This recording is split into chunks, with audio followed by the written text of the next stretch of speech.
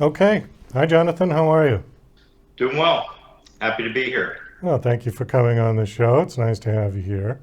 Your bio is very intriguing, and I think the best way to begin this interview is I'm just going to read the first bit and let you take it from there, okay? It says Jonathan took an idea and $2,000 and turned it into a $60 million global business in less than 5 years, all while struggling with mental health issues he has battled since childhood. He calls the secret to his success healthy obsession. Okay, let's take the mental health issues first.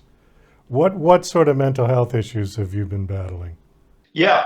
So major depression, generalized anxiety disorder, kind of from really as early as I can remember, having an elevated baseline level of anxiety, which would include racing thoughts, paranoia, catastrophization. So really, just always struggling, taking a variety of psychotropic medications to kind of manage the symptoms.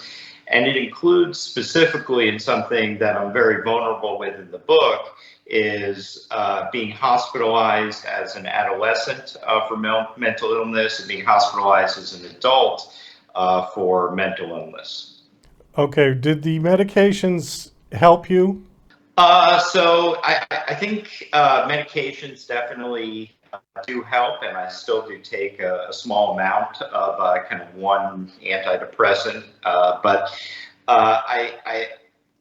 I think I'm not sure if they're actively helping me where I am today, or if it's just kind of psychological in a way. I know that sounds a little bit maybe counterintuitive, but I think ultimately um, I achieved a lot and was able to function at a high level on medication. And particularly while I was building the business that you mentioned. And I think that's what kind of makes my story unique, or at least in the aspect that I'm being vulnerable with this side of the story. And a lot of what I talk about, and I'm trying to inspire others who may have similar, not necessarily that were hospitalized or had severe trauma at that level, but how they can channel a lot of these symptoms of anxiety, like racing thoughts, like catastrophization, and channel that into something positive. So really turn that energy that is really something that's biological, that you may or may not be able to control or actively control yourself, even with medication, and use that towards achieving something positive, like changing your life with the business, like achieving specific goals, that type of thing. I just funny when you were saying that I thought of this one particular individual that I used to know who was tremendously obsessive compulsive, and I think similar in that mindset that you were talking about, where his reaction to a scratch on one of his kitchen cabinets was to rip out and gut the entire kitchen. Okay, a little bit of an overcompensation, I thought. Is that sort of similar to what you were talking about in terms of a minor issue or a minor setback, a minor problem in your life would result in a major mental challenge for you? I would describe it as there was definitely that element of it, and I would kind of classify that as catastrophization. So you take something that's small or essentially inconsequential, that kind of someone who operates with more of a stable level of anxiety or no anxiety, would kind of take for granted or be able to shrug off. So if something were to happen, so I had like a 10-year corporate career prior to starting my business. And if something very small happened, where something negative happened, I would lead to thinking, this is going to be the end of my job. My career is over. Other people are going to find out about this. I'm never going to have any type of success in my life. I'm going to end up living on the street, poverty stricken, this type of thing. So something essentially similar to that, inconsequential. Why I was hospitalized was more because I was considering suicide. And I was at a point where I was helpless in my life. So it wasn't necessarily the toxic anxiety that led to that, but it was some of the symptoms of toxic anxiety that led to kind of a feeling of helplessness that my life was never going to change, and there was no point in going on. Was there one particular issue or something that happened to you that sort of turned it around for you? Well, I did have some treatments in the while I was hospitalized. So it was electroconvulsive therapy, and I think the way it was described to me at that time was that was kind of an alternative to being on medication. I'm not sure if that helped. Really, ultimately, and I was always I was scared of it at the time because I didn't know if that was going to affect me moving forward, if that was going to affect my intellect, if that was going to affect how I could articulate thoughts, my vocabulary, what I could remember, what information I could retain. Fortunately, from like a short-term memory perspective, I don't remember a lot about that time, but like post that, I'm sharper now than I was. I remember coming out of that period of time in the hospital, 6 months to a year later, being sharper in my job, which was a corporate job at the time. Really, the catalyst for starting my business, which is really the most significant life changer that I have, was an executive MBA program, so kind of a part-time MBA program at a university in South Florida called Florida Atlantic University. A lot of the curriculum was based on recurring revenue model companies. So we did live business case studies on companies like Birchbox, Netflix. With a recurring revenue model, I wanted to start that type of business, and that's kind of what was the biggest turnaround. As far as the mental health aspect, I just started to be more positive after that hospitalization, and in particular when I had the business and I started to develop some more I still had a lot of the same symptoms like the obsessiveness, but I was able to turn it into what I call a healthy obsession and really channel that energy towards this business, because I'm convinced that millions of people could have had a similar idea, and others did have similar ideas to what I did.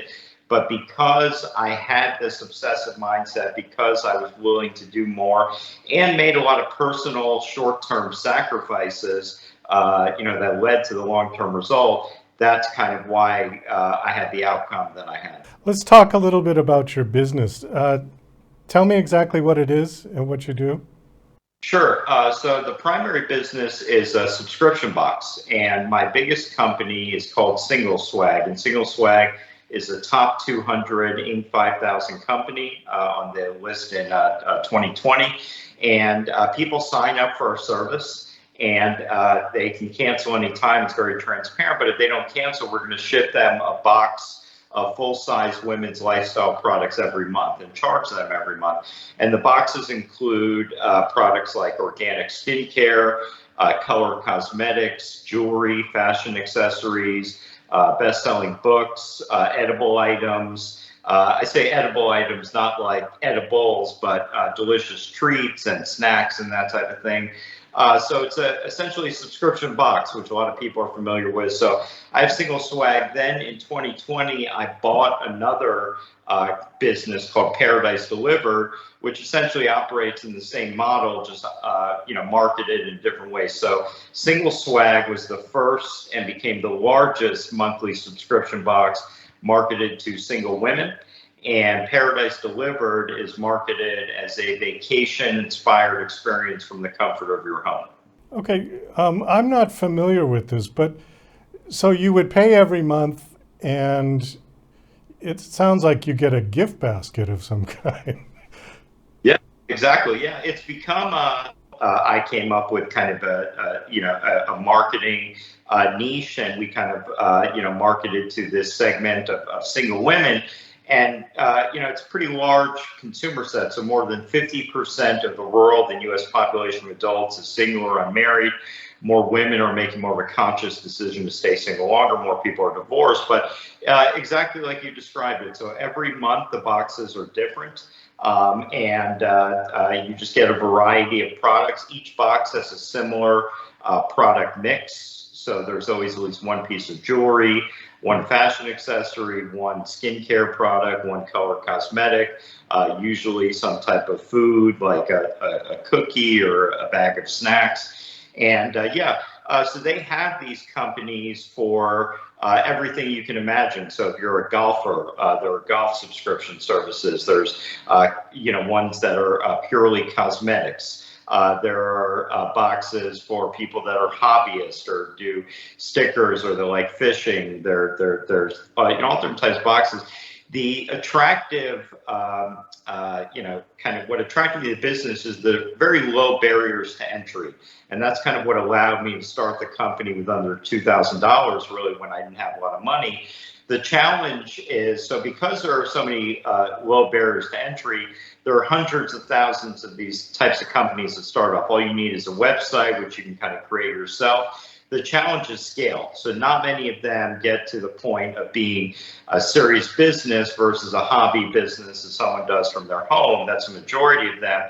What really scaled this business is I developed expertise in Facebook advertising. So I took the company from spending $20 a day on Facebook ads to over $10,000 a day within a year, completely on my own, without any expertise in that, just kind of learning a new skill on how to manage that type of advertising, how to set up that infrastructure. And it's expertise I have that I can use in other businesses now. But that's, what was unique is that I kind of did that on my own without outsourcing it. So it's an easy business to start. It's a challenging business to scale. We've got about 2 minutes left. Your book is called The Least Likely Millionaire. It releases on August 29th, so just a couple of days. Why did you decide to write this book? Well, I'm genuinely hoping to inspire others. I think that I'm also looking to, generate opportunities to speak and to share my story so I can get this in front of as many people as possible. But the full title is The Least Likely Millionaire: How to Succeed When Everyone Expects You to Fail. And I think that there were a lot of people, both before I had this business in my life and growing up, that told me I would never achieve anything. I had these hurdles of mental illness, hospitalization. And even when I started the business, people told me about things that are very common, conventional wisdom in businesses, that they were, that I needed to raise money, that I needed a woman involved in a business marketed towards women. And they told me all the reasons why it was never going to work, why I was never going to be successful. And so I think, the book will inspire people. The book is some aspects of memoir, but it also includes actionable steps that anyone can take to start a business, change their life, and make meaningful life changes that will last through healthy obsessions, through other concepts that I talk about. Okay, great. Well, I think on that, we're going to have to wind this down. Thank you so much for coming on the show. Last question, do you have a website you want to give out? I do, yeah. So I have a website. It's just my name. So it's Jonathan, Jonathan, Beskin, Beskin.com. And I would also encourage anyone to follow me on Instagram, and that's @jbeskin. Okay, super. Thank you again. It was nice meeting you, and best of luck with everything you're doing, and hope the book launch is a success. Thank you very much. Thanks for having me.